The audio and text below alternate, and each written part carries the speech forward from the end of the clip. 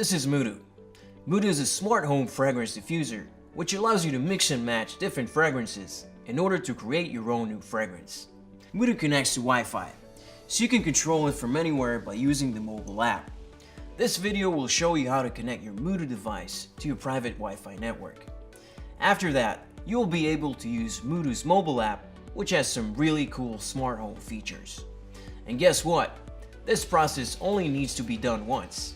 After the successful setup, your Moodo will automatically connect to your Wi-Fi.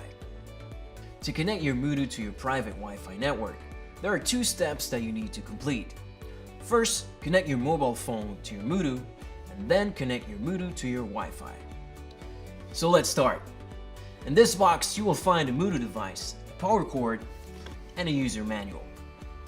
Start by making sure your Moodo is turned on, and download the Moodo app from the App Store or Google Play. Now you can log in or create your new Moodo account.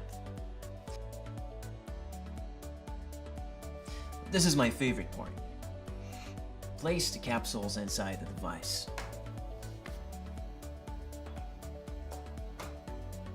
Now let's go back to the app. If you have a device with version 2 or higher, tap Yes.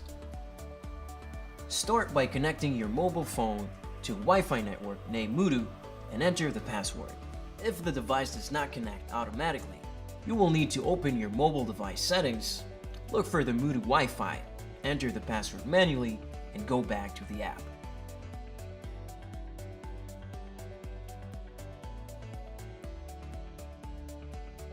See this screen? Congrats! You're officially connected to your Moodo. Next step, click on Open Browser and enter your Wi-Fi network name and password. The network needs to be 2.4 GHz. Make sure to type in your Wi-Fi's name and password correctly using upper and lowercase letters.